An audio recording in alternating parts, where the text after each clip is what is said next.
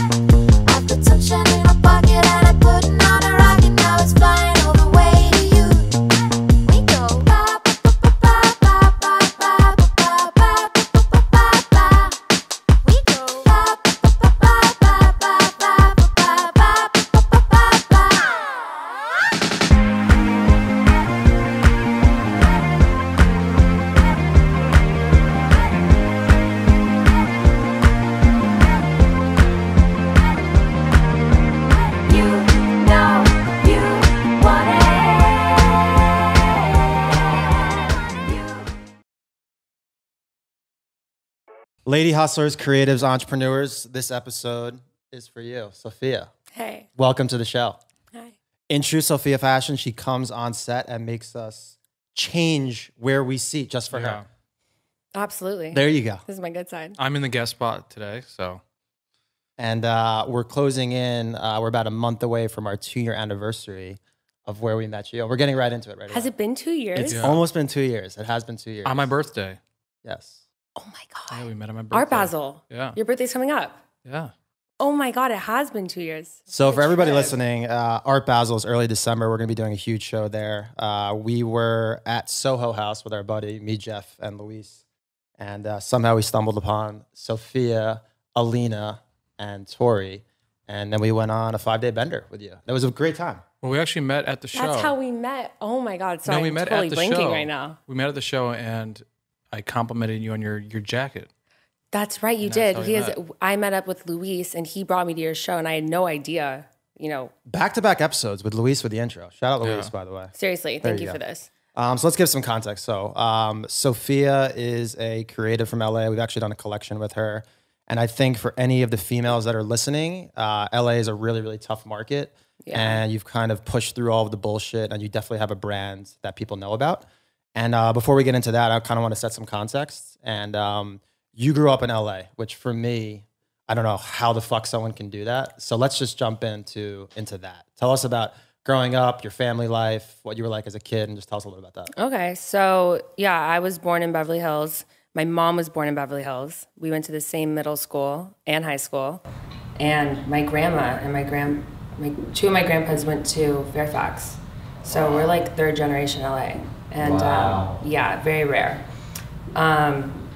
Yeah, and then after high school, I was in retail. And then growing up, I was in gymnastics, dance, I was a cheerleader, did not paint at all. Had no idea I could. And then, yeah, but growing up in LA, it's the only thing I know. You know, I don't know what it's like to move here or to another place. So What is that like? Like, are you going to like Warwick when you're 17 with a fake ID? Like, Oh, how this goes? How does this go? Tell everybody how this goes, because I'm very confused. So, you know, yeah, that's why I started clubbing when I was like, sounds so bad, 16. I had a fake ID, and my friends and I, we would come downtown and get these terrible fake IDs made. Like, they were so bad. I got all of mine taken away. But yeah, we started clubbing at like 16 at Ladue. And I actually remember that club. So bad. And then, yeah, now I'm just completely over it. Would you raise a family here in LA?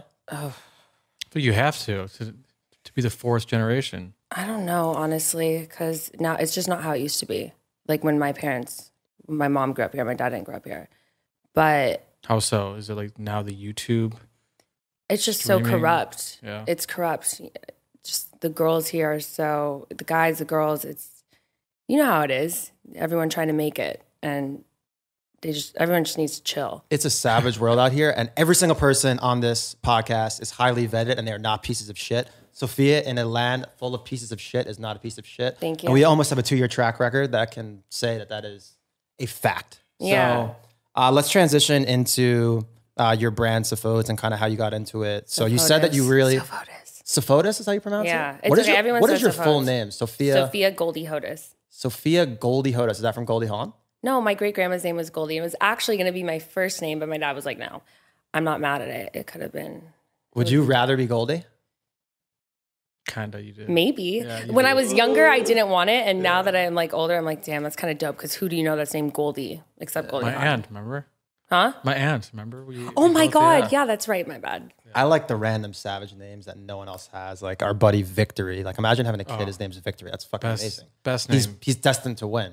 Why are you making that face? He's destined to win. Because His I name- think, no, when I hear names, I think of nicknames. So his nickname's Victor? No, No, his Vic. Victory is his full. I first know, name. but like you would Vic. call like, okay. Vic, it's good. Victory. So What's his last name? Bells. Victory Bells. Shout out Victory Bells. Vic- I like it. Vic Bells. It's good. It's dope. Okay, so you said that you got into retail. So you weren't painting and it seemed like you weren't a creative. It seems like you were doing like cheerleading. I mean, yeah, I was more into cheerleading and gymnastics, really, but Okay, so wait, but in like art class in school, like I sucked. did you like it? You sucked? No, I hated it. How? Because they made me like draw with pencil.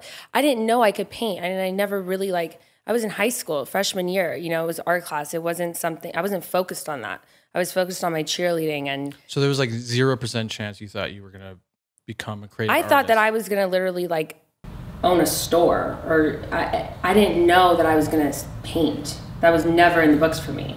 I mean, when I was a little girl, I mean, we all paint, you know, as a child, but What about creative writing? Because obviously, I mean, like Well- my quotes. yeah, we'll get into the quotes in your brand have a lot of stuff quotes. and all that. But I mean, that's what I found most intriguing when I first met you and saw your stuff is more of the ideas. But we'll get into that a little Yeah. in a little bit later. But so you took design classes and you didn't think you were that good. And then you Well, I didn't take design classes. I took art class because it was required. So at that point, you know, I was 18 years old. I was about to graduate high school. So I started working at Barney's in Beverly Hills as a denim specialist. And I always distressed denim, like as a hobby. So from there, I went to Fred Siegel for like 6 years. And I started as a sales associate. And I worked my way up to buyer, manager, etc. And for context, for everybody listening, Fred Siegel is one of the most renowned contemporary stores located in Yes. the heart of Los Angeles. So you did Barney's and Fred Siegel. I did not know that. That's, Yeah, I was that's the a youngest- crazy resume. Yeah, I was the youngest employee at Barney's. Youngest. Wow. Yeah, 18. But I stopped there because at the time I was in cosmetology school for a month. Waste of time. Thought I wanted to do hair and makeup. No. I like this route better. Yeah. It suits you better. Yeah. So when I was working at Fred Siegel, we opened another store outside of Fred Siegel. And the owner of the store wanted me to buy the store from her, like eventually, because she was going to retire. And honestly, that's what I thought I was going to do. Until my roommate at the time, she started painting like incessantly, like every day on canvas, just wouldn't stop painting. And she became kind of obsessed with it. And I was like, you know what, I'm going to try this. So I got a canvas and a paintbrush. And what year was this? This was 4 years ago. so it started 4 with and a a half. canvas, didn't start with shirts. It just started. It started with experimental. canvas. Okay. Yeah, straight canvas. So yeah, I started painting and I kind of blew my mind a little Yeah. bit. I was like, whoa. I made my first painting for my mom. She was like, this is fucking amazing. What was the painting of? A naked girl. Like a silhouette. Like Scandalous, Sophia. Well, you know how I am. It was a naked silhouette. It was sexy. And I just, it was really therapeutic and I really enjoyed it and I wanted to do more. So I just started painting more and more. And then I thought like, okay, I kind of want to turn this into like a company, but I want to involve fashion because that's also another passion of mine. So going back to me distressing denim for years as a hobby, I was like, I'm going to paint on denim. So I combined the two and I made a really sick jacket. And how it started was one of the girls that I hired at Fred Siegel, she had asked me if I wanted to get my nails done after work. I was training her. And I was like, sure, why not? Her nail artist was Blac Chyna's nail artist / best friend. Blac Chyna owns a salon in the Valley called Lashed. So she said, do you want to go over to Lashed and we'll have her nails done? It's after hours, so no one will be there. I was like, sure, why not? So we get there and Chyna's nail girl meets us there. Sitting there, it's us three, we're doing our nails, and all of a sudden Chyna walks in. And I'm wearing one of my jackets. She's like, that jacket is insane. I want one, blah, blah, blah. Was this in the heat of the Blac Chyna hype too? Oh, that's what I'm getting to. So I'm like. How many jackets have you done up to this point? Oh, like 1, 3, like. How many jackets have I made? Yeah, how many had you made until this point? Oh, like one for myself. Okay, wow. Maybe. Guys, say yes and figure it out later. Yeah, maybe like 1 or 2. So I'm like, sure, why not? So she's like, we'll meet back here in 2 weeks. I'm like, okay. At this point, I didn't know that she was pregnant. No one knew that she was pregnant with Robin's baby. So I go home, I'm like, what the fuck am I gonna make this girl? Like, I've never made anyone a jacket. But she had just released her, do you remember her emojis? Yep. Okay, Yeah. They were like kind of a big thing or whatever, because she was. So I was like, all right, I'll put her face, because she loves herself. And I'm like, what am I gonna write? So I'm scrolling down her Instagram and I'm looking at her captions, and I saw one that said, that'll teach him. I'm like, okay, that's sassy, I like that. So I did that'll teach him with her face. Okay. So 2 weeks later, we meet at Lashed, and she's like going crazy on this jacket. And the next day, she announced her pregnancy with Rob, and she's wearing the jacket. Ooh. That says that'll teach him. Timing is everything. Dude, right so there. it looked like a stab at the Kardashian clan. And that just went everywhere. So that was the moment when everything kind of started? Oh yeah, everyone just started flooding in my DMs like crazy. And you know, I called my parents and I was like, I love you guys. I'm starting my own fucking company. So what did your like Instagram look up? Because you said you got a lot of DMs. So like, what did it look like at this point when you were getting these DMs?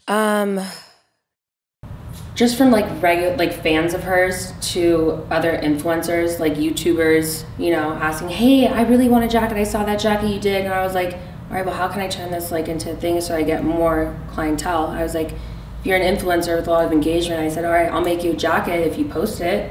So Bella Thorne, Alyssa, not to name drop or anything, but I'm just No, name drop. Oh, Name Jesus. drop. But like, literally Bella, Alyssa, all these people, like, remember Team 10? Yep. And they have a lot of, they have crazy fandom. It's so crazy because the common theme in all of the entrepreneurs that have come on so far is they've used social proofing, which is basically just celebrity endorsement to propel their brands.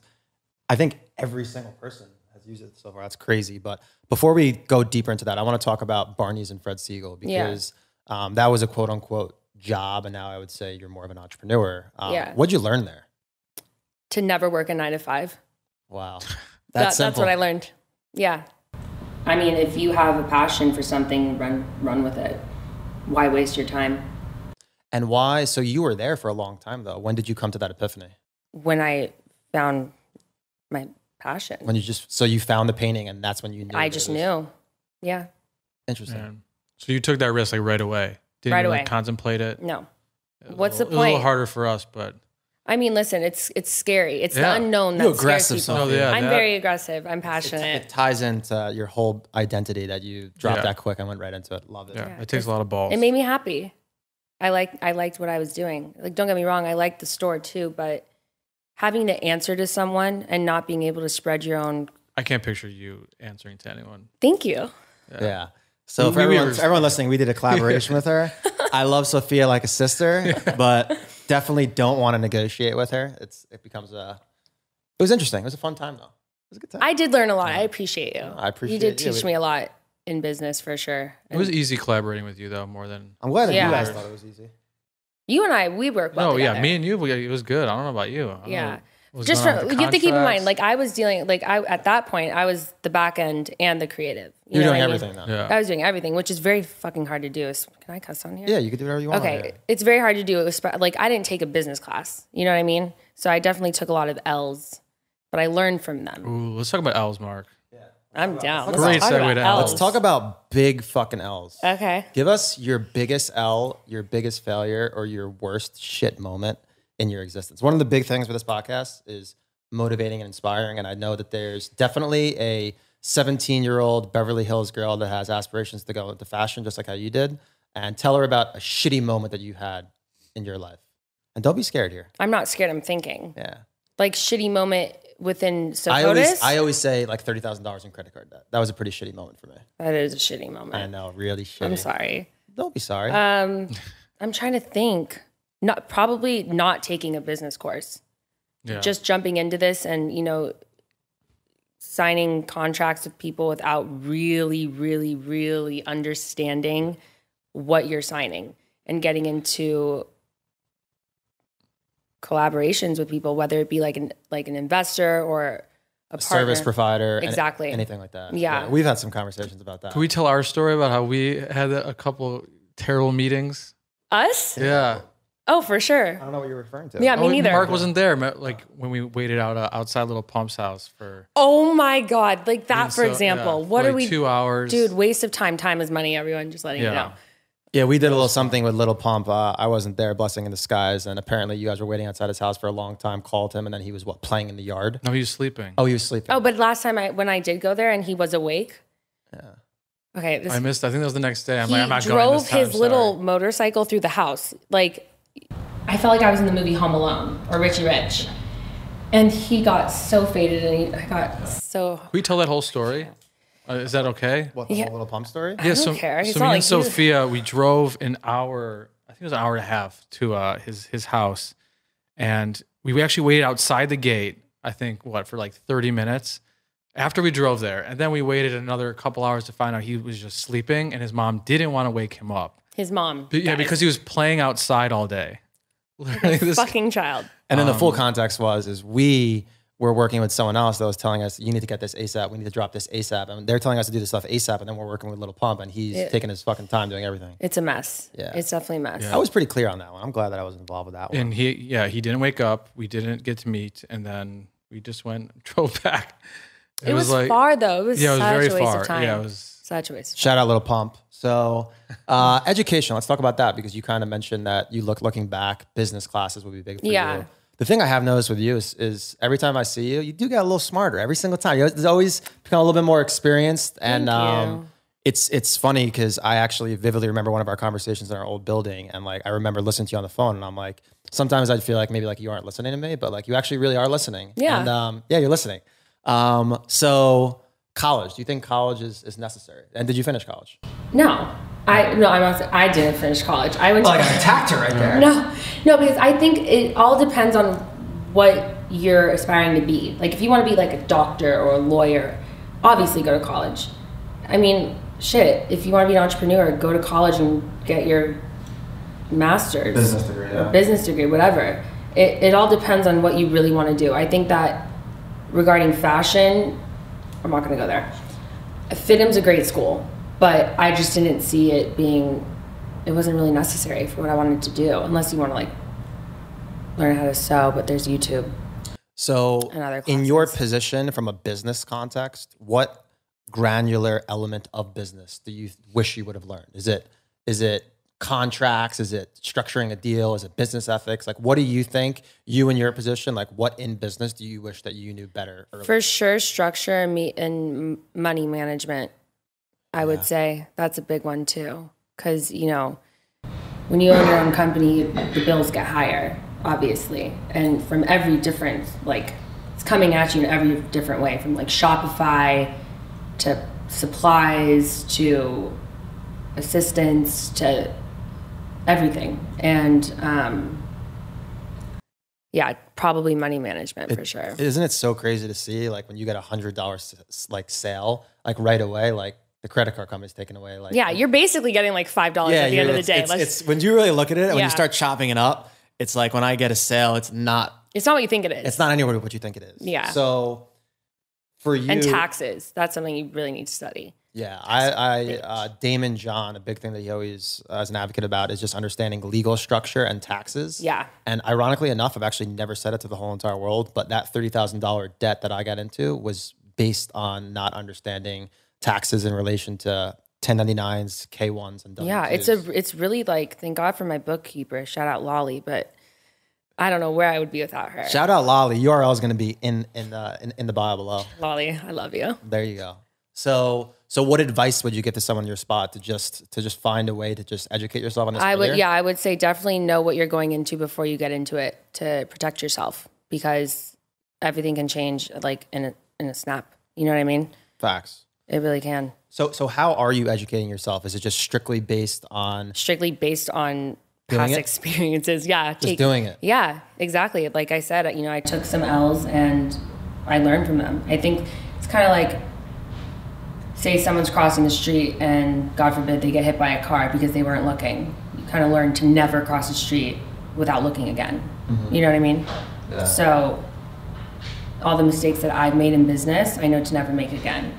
But that's what I'm saying. If you are starting your own company, take a class or two just to learn everything. And what about your team now? Is it still just you, or have you expanded at all? Because I know last time we talked, you were bringing on a couple people. Yeah, so I have Wes, who does my marketing. Shout out Wes, I fucking love you. He's amazing. And Alex, you guys know Alex, but that's, you know, we're good. My assistant Jesse.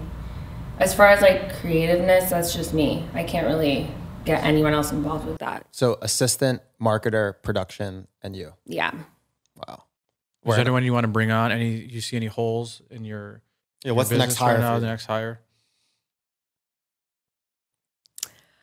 Well, I definitely want to get into cut and sew in 2020. So we'll see. A different type of production. Yeah. Interesting. We'll see. Okay.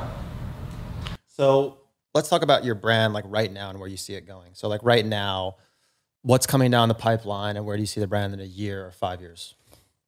Well, right now I just finished my last drop because I do these capsules probably once every 3 months where I put my art onto hoodies and sweats and I mass produce them. And people know now that once it sells out, you're not going to get it again. It's done. So they sell out pretty quickly.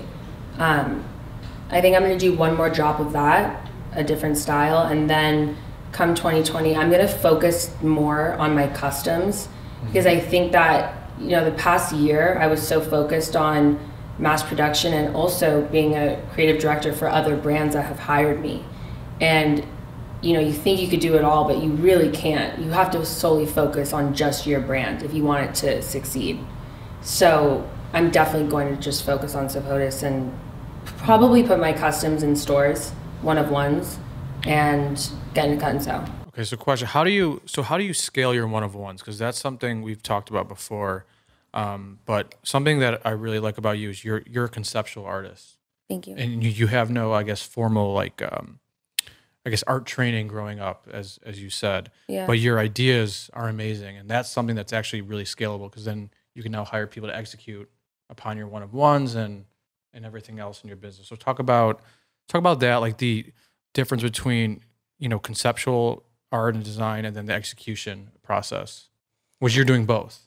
Yeah. You're not. You're doing it all right now, right? I'm what? You're doing it all right now, right? Yeah, I'm doing it all.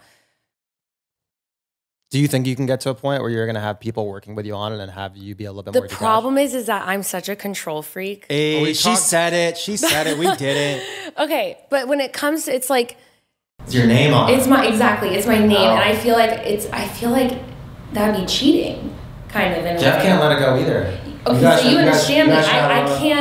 I can't let someone being my dog's parent.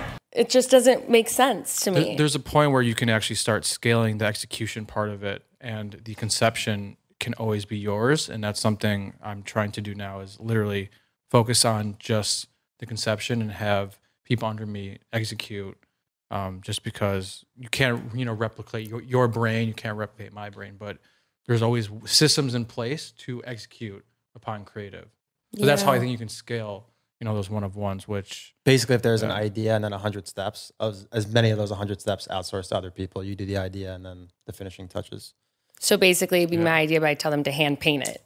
I don't think I could do that. Maybe they're tracing it. Maybe graphic design, I think as far as graphic design for like screen printing and mass production, I think that I could. I'd be open to that, but my one-of-ones, no one will ever touch that. That will always be me. Interesting. No one. You see that face right there? She just gave me the death stare. You seem serious with that. So let's get into Instagram. And I don't know if you'll like this comment or not, but what? I look at your brand as like, I'm not saying it's an Instagram brand, but I look at it and I'm like, hey, Instagram for your brand is enormous. So talk about Instagram for you, whether it be posting, whether it be telling your story, collaborating with people. Tell us about your opinion of Instagram and how important it's been to you. I mean, it's been important, but this is my first Instagram got deleted. Remember? Did I tell you that? Yeah. Yeah, my first Instagram got deleted, so this is my second one. But I gained, all my the following that I had back.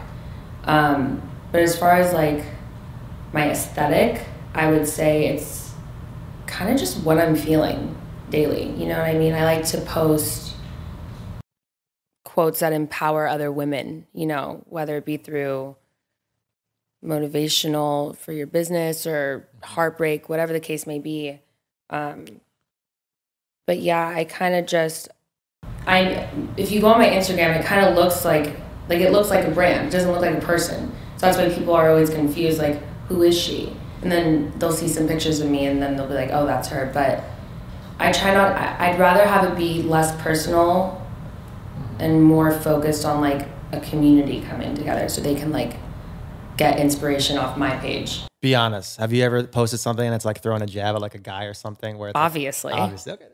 Of course I have. Yeah. Really inappropriate ones too, but hey. There you go. So how much time are you spending on Instagram? Because when I look at it, it's like the most world-class mood board I've ever seen. It's a good way to describe it. It's a world-class mood board, and you're literally curating it down to the copy. Like even your captions are well thought out. Like it really, it's for me when I look at Instagram. Another account I love is For Those Who Sin. Alex, a great friend of ours. Yeah. I look at yours and his as like the two that it's just a constant.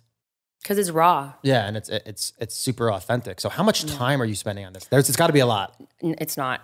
Actually, like I'll wake up and I'll be like, all right, I know I have to post something today. So I actually make a lot of the pictures that I post, like with the quotes. Some I'll make, and if it's someone else's that I think is really cool and inspiring, I'll tag them. But I just have that app preview, and I'll see like what color I should go with, and then I'll think of like an idea and a quote and a caption, and I just go boom. Because I feel like I have to post it before like 12 p.m. That's when my insights. You're one of those. Well, I just look at my insights. You know what I mean? And I think it's lunchtime. So. Interesting. But I don't spend like that much time. I should. That's also another goal for 2020. I need to be more sociable on Instagram and show my face and my personality because people tend to take from that. That's a problem that I have as well. Jeff doesn't show his personality at all. None of us do. That's why we got this podcast right now. Fuck it. There you go. F-bomb. Let's go. Do it. You're thinking about doing a podcast too. I say do it. I think I should. Do it. I really do. Because I can't, I don't know what it is, but I think it's like an artist thing. Because even Alex, he doesn't show his face on Instagram that much or like, well, he shows his face, he's but telling a lot of visual stories that he's incorporated into it. I feel like there's an extra layer to you that you definitely don't show for sure. Well, as artists, we want to show our art. It's exactly. It's not like, I mean. But at where she's in, she's both. She's running the business and she's the artist. So I think that she's doing herself a disservice, but that's a whole other conversation. Yeah. So from an inspiration perspective, you know, Jeff has his own process. Every artist has their own process. Like, where are you finding all this inspiration from? Give someone a very straightforward answer. Like, what's like Pinterest as an example. Pinterest, yeah, of course. Pinterest, Tumblr, music. Music is a big one. Music, yeah. Like, that's how I get my inspiration mostly. Driving and music. Driving, music, and then from a lyrics perspective? Lyrics, yes. And if I like the way something sounds, you could change it up or match a picture that you've seen before to it. So I would, definitely music, Pinterest, even random pages on Instagram. You know, if you see like a dope picture that you think would fit one of your quotes, put it together. And what do you do? I know Jeff has like his like secret folder and secret notepad. Like, what is it? For this? I really want to tell artists out there. Like, I just save it. You just save it on Instagram, or I'll screenshot. Mine's my notepad. I have folders, but I have a notepad too for like quotes. Yeah, Mark's only made on my notepad like 3 times. Yo, fuck you, bro. Are you serious? Yeah, I think 3. He doesn't even. My ideas, he doesn't even fucking listen to them anymore. You should tell your ideas to her, and then we'll see what she thinks. I want to hear them. Because me and you are on the same level. Because her quotes are very unique, like very unique. Thank you. We're not going to spend this whole podcast me and him arguing. Brawl this shit out right now. So Instagram, tell us a page or two that inspires you. Like, what's one page that you look at and you're like, wow, this is like for me, you know, Gary Vaynerchuk, he's a partner of ours. That's a page that I'm looking at every single post. I'm listening to every single thing, and he inspires me a lot. Is there a specific page that you're like, wow, this is like something that I look to and it really inspires me? It could be a human, it could be a brand, it could be memes. Yeah, I'm thinking I actually haven't been on this page in a while, but I glimpsed by like the other day, the Mayfair group, they're really popping off. What is Whoever's it? doing that page is dope. It's just, they kind of put quotes and pictures together as well, you know, in like a color theme. It's really, really cool, very inspiring. I think another one would be, I have so many. Give one more. One more. Well, what do you think? For me is Niche. I love Niche. I don't know if you Niche? guys follow Niche. I Yeah, haven't Niche heard is that really one. good. And then who's those? That Sunday account. Low Sundays. Yeah, that one. That one's really I like good. architecture. Oh, Yeah. yeah. That's a dope one. That's a good one. There's so many, like, what's it called? It's like at the tip of my tongue.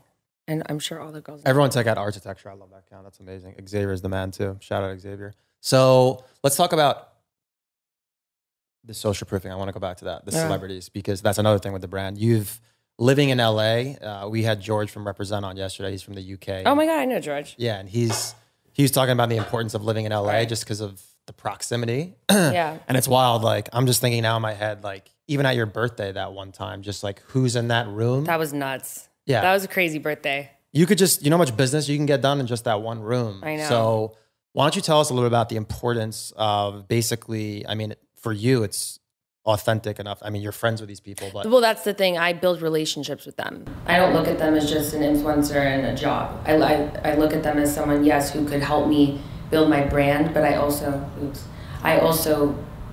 build a relationship with them. You know, like, you want to get lunch, you want to hang out, because I mean, if they're taking an interest in your art, then clearly you guys have something in common. I mean, especially with the girls, like, I think that's really important, because all these brands throw themselves at all these influencers and celebrities, and it's like, all right. But for me, like I said, when you're doing custom work for someone, it's more personal, which means a lot more. And I think they respect it, and I respect them for respecting my art. So yeah. Oh, and what does that process look like? Is it for you? Is there really no process where you're just like kind of letting it happen authentically, or are you DMing people? I'll never DM it. No, never. No. Zoom in on her face on that one. We need to Sophia- zoom in on her face on that. No, post. because So stubborn. I know I don't need to. You know what I mean? I made a lot of free jackets to get to where I'm at today. I don't even do free work anymore, unless you're like, you know what I mean? Who are some of the people? Yeah. Please don't make me name drop. You guys, I've made jackets for a lot of people. No, who's the dream collab? Like right now, if you had to do one man or woman wearing your jacket. Shia LaBeouf. Okay, you're talking about guys that you got a crush on. Right No, now. I'm saying I think that. Listen, he Why? just came out. Because he's like a psycho. No, No, because he's he's a a fucking style icon. Yeah, no, that too. By the way, I really like how he. Yeah. I styles actually himself. think he's actually bringing back skinny jeans, because there was a time where everyone's like, "Oh no, baggy jeans are coming back." He's wearing more skinny jeans right now, and thank you so much for that. Because And I watched an interview on him, you know, because I love vintage tees. Like, I always have. It was my screen name when I was like in 6th grade. oh my god, I know it's embarrassing. But I was watching an interview on him, and he said, you know, because he wears a lot of vintage tees, and the interviewer was like, do you just grab random tees, or do they mean something to you? He's like, no, each t-shirt that I wear, it has to mean something. And I fuck with that. I think he's brilliant. Like, in the weirdest way possible. I don't even know what he does. What does he do at this point? Is he an actor and just like talking shit? What do you mean? He just made his own movie, Honey Boy, based on his life. he has some two amazing Peanut Butter movies. Falcon. Yeah, Peanut Butter Falcon. He also opened up a theater in like this. Slauson. Yeah, in Slauson. Shout out Johnny. So every Saturday he actually performs, and I think it's free, but yeah, he literally performs every Saturday there, and tries to get as many Interesting. people there. in Yeah. low-income I was wrong areas. about Shia LaBeouf. There you go. Yeah. Okay, so let's talk about the vintage tees. So, what is your advice for people looking for vintage tees? Because that was obviously a huge craze, but you do it very well. Yeah. Well, I go Give to him a cheat code. Give him the real value. Well, you have Give to him have your some vintage seller's cheat permit. codes. Otherwise, we can't get into that. Okay. So I'll just tell you, just go to we're in LA. There's so many vintage stores, from Wasteland to Out of the Closet. I mean, I've been there. Do you ever like travel to weird like small cities to go find vintage tees? I would Because that was love a strategy to. for me. Like I would do love that. to do that, but no. Because I have a place in Vernon where all those weird cities come to this one warehouse, and it's like, Is that the place where you can't try them on? Did I take you guys there once? No. Oh, you still haven't. Are you serious? Let's go. I gotta go next week. So let's go. Run it. We're gonna pencil that in. Down. Jake just raised his eyebrows. He's excited. Yeah. He's like, "Yo, I'm You coming." have to spend $500 every time you go. Don't worry about it. But it's fine. 500. You trust me. Spending it. Yeah, no, it's great. But I would say definitely go to like vintage stores and the swap meet on Sunday or. So is it true you can't wash them? Like literally, I bought some My vintage tees. custom? They're like, Or the no, any vintage vintage tees? tees, like you can't wash them. Ew. Yeah, What do you mean? I I don't wash get them. that. First of all, anytime I get vintage, I wash them immediately when I get home. I've No, never I'm heard saying of the that. ones that already washed, like they're No, already wash them. The more for you wash sale. them, the more like fragile they get. Remember that guy that dropped off vintage? He's like, you can't wash any of these. Well, he lied. I don't want to wear a smelly tee, so Yeah, I don't want no, those they're already- t-shirts. I don't want those t-shirts. They're already dyed, washed, and like they're like already. What went about through the body odor, process. bro? What are you? There, I don't understand why he would tell you you don't can't know. wash it. That's very strange. I'm not taking that, guys. I'm not taking Yeah, that. I triple wash it. It makes it more vintage when you do it. Just so you know. So that's kind of been like the maturation of your brand. It's you were basically sourcing out vintage tees, which weren't yours, and then you were embellishing them kind of. Yeah. Then you started printing on t-shirts, and now you're looking to completely make your own from scratch, cut and sew. Correct? Yeah, I would say so. But That's kind of like the how it all. I mean, went down. I want to cut and sew like everything, not just tees. Like, I would love to get into lingerie, leggings. Well, your Dresses. vintage isn't. To me, I don't think of them as like vintage tees. They're like art pieces because you take different shirts and combine them and stitch them together with jewelry and other stuff. So like to me, it's like almost like an art installation you'd see like in a gallery. Like, have you ever thought about taking your pieces and putting them in a gallery and treating them more as art and less of something just not apparel? a gallery, but come 2020, I'm definitely going to start putting my customs in stores, like obviously higher end stores. I don't think I would do a gallery though. They look so fragile. Like I can't even touch them. Oh no, you can definitely touch them. You can touch them. How much money is a jacket? Just like a ballpark. My custom jackets, I mean, for something very basic, starts at $500. That's just basic. You gotta up those prices. That's basic. I mean, that's like with one little thing on it. Most of my custom jackets go up to like 1,000, 1,200. It all depends on what you want. Like for Bear, for example, I made him a jacket that lights up, had like over 100 different controls. That would go for like 2,000 and up. You know what I mean? So it varies upon design. What's your favorite piece you ever made? We're gonna pop it up here on the video. That is so hard. For you. You don't need to be friends with everyone here. It's what's your one favorite? No, Let's go. I've made literally like so many jackets. I mean, I think that jacket was the coolest. And it was definitely, it was hard. That was a hard jacket. My favorite. What about one that wasn't a custom for someone else? Yeah, probably maybe narrow it down better. Probably this one red jacket that I made. It said for my shoot that I did. Remember that video I did with Summer where we were like crazy? Yeah. With All the Rick girls- Wayne? Yeah, with Rick. Yeah. Wow. That Rick jacket. Wayne. Yeah, he's great. We're gonna throw some Rick Wayne B-roll in the beginning of this You episode. should. That one, it said, "Forgive me, Dad." It actually sounds like Alex Brenton. "Forgive me, Daddy, for I've sinned." Forgive me, Daddy, for I've sins. But that jacket, just the distress and the detail on that was really cool. Do you think you need to live in LA to start a fashion brand?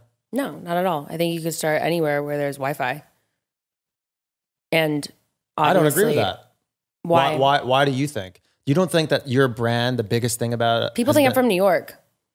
Yeah, but you don't think one of the biggest variables has been your, connectability to all of these influencers and 100%. the accessibility to all of these content providers? Well, yeah, I feel you, but you have Elena sitting on the couch who's a makeup artist. You have Johnny who's another content creator. You have Jeff that's helped you with design. You have me that's helped you. It's all fine. It's all in a 100 Okay. square foot radius. Okay, fine. Yeah. I keep dreaming of New York because I love New York. But yes, you're right. LA definitely. Okay, Alana. LA, she wants to move to New York and we want to, but it's Jeff wants to go to New York too. I'll go with you. really? I'm trying to go I want to Greenwich. Oh my God. Greenwich. Why did I say Greenwich? The grass is Greenwich? greener. I'm going to tell you right now. It's the I just love New York. the creative scene there is lacking. All the plugs are moving from New York. It's to way LA. better for fashion though. 100%. Way better for like high fashion, but But like Inspiration middle- of fashion. exactly. And it's just that's another thing. Like being in LA, I feel like I get such creative block because I've seen it all here. Yeah. Well, you know? here's the thing I think about LA. I was thinking this the other day. Is I think what LA is kind of lacking now is everyone can get in the game. Everyone can be an artist now. Everyone can be a photographer. Everyone can be in movies and create content and video that it's now so watered down where now New York is it's becoming kind of more of a pinnacle where you can't just blow up in New York for being kind of mediocre. Here in LA is like you can literally start in anything. And if you are in LA, you have the advantage of just being here in the location. And now the art isn't as important. It's more like how you market Clout, social followers. Yeah, But like that stuff. word right there, clout, Oh. I hate that word. Yeah. I hate that word so much. So much. That's what makes me want to get out of LA. Because, you know, I feel like this generation now is so dark. Clout chasing, that's Clout chasing, but they're also very dark. And I think that's, I don't know, going back to like where I raised my kids here, I think I would have a hard time with that for sure. Yeah, I don't know how that even happens here. I don't know what happened in LA. It's just because everyone's trying to make it and they think that they're going to take over Hollywood, but Hollywood ends up taking over them. Because I think they lose sight of what's important to them and what they really came here for. Because they're so involved in the clout and in the club and, you know, oh, look who I'm with, look who I'm with, and then they lose sight of their sanity. That's why a lot of people don't make it. Dark. And awesome. Dark. That was perfect. So thank you. It touched me. Let's talk about your piece. So this is one of the pieces from our collection, which we did now. I think it's been like over a year ago. I can't believe it. Yeah. And we did a full collection with you, and you and Jeff obviously collaborated. I had very little to do with this, so you guys can talk about why you picked this piece. I probably was the one that spoke up in Miami because you don't speak, so they started speaking to us. Thus, we're here. That is not true. I'm actually proud of you for actually speaking during this podcast. I went up to her and he did. And complimented her jacket. You did. I remember. I was also very drunk. And it was I know you were so drunk. It's funny because I was just watching videos from that trip. Yeah. Oh my God. He like put on my jacket and he was like in the elevator dancing. Yeah, I was on one. We were all on one. Yeah. Jeff doesn't speak to humans unless he's drunk. He speaks to me sober too. There you go. Well, when he wants. Bless you. You're a unicorn. But thank you. Yeah. But I'll never forget 11. Yeah. We terrorized that place. That was we so didn't much go fun. there. Yeah, I don't even know what we 11 were is. only there. Yep. I can't do Miami's just Art Basel this year, not another art show, December 2nd to 9th, maybe. It's gonna be good. Yeah. You should come. We should relive it again. oh, Do it. third year in a row. Let's talk about the piece. No. So tell us a little bit about the piece, the inspiration, why you like it, and the floor is yours. Because I don't know. I just act your wage. It just sounds like Another original quote. just like something about it is just maturity. You know, act your wage. Like if you're making a lot of money, then act like you are and take your shit seriously. Don't be out at the club wasting, you know, your nights. Act your wage. And what was your favorite piece from this collection? Because it was a pretty. How many pieces did we do? 8? 9, 8 or 9? Yeah. What was your favorite one? I like the game over piece. That's a good Losing one. You was my biggest win. Yep. That was a good one. That came in the 9th quarter or the 9th inning. That one. I think that was the last one we did. Yeah, I think I like. I know which one you're gonna say. What? I'm waiting for you to say it. No, tell me. No, you have to say it. No, it's okay. I want to know. Oh, yeah, by the way, this is actually good. She wouldn't. There was one quote about the first class one, and you wouldn't. Oh my do so God. on a plane. Yeah, because I already have it gives her anxiety on planes. She wouldn't do any imagery, Fuck that. anything that involved an airplane. We're going down in flames, but we're sitting first class, and you wanted to put that in an airplane window. Yeah. That's just asking to crash. That's just putting into the world that there could be a chance of an airplane crash. I couldn't. It's just because I already have anxiety with flying. And that I couldn't. But that was the biggest pain point is Sophia is very stubborn, so she wouldn't. There's a fine line on what we could do. You got to be stubborn in business. This isn't business. This was and creating. She shook her head right there. She fucking snapped her head. You have to be. Get it. Because when you know what you want, nothing's going to stop you from getting it. You sound like Mark. Goodbye, Jeff. So the floor is yours. Look into the camera and tell them. Which one? What is it? Look into this camera. What is coming down the pipeline? What's your message to the world? Just tell us whatever you want. Well, like I said, 2020, I'm definitely going to get into cut and sew and focus more on my customs and really put more of my time in my own brand. More drops and just like go after what you want. Don't let anything stop you. So your one piece of advice to the world would be what? Don't be lazy. Go after what you want. you know, go to school before if you have to, and make your money. Done. Done. Boom. Thank you. Tom. Thank you, Sophia.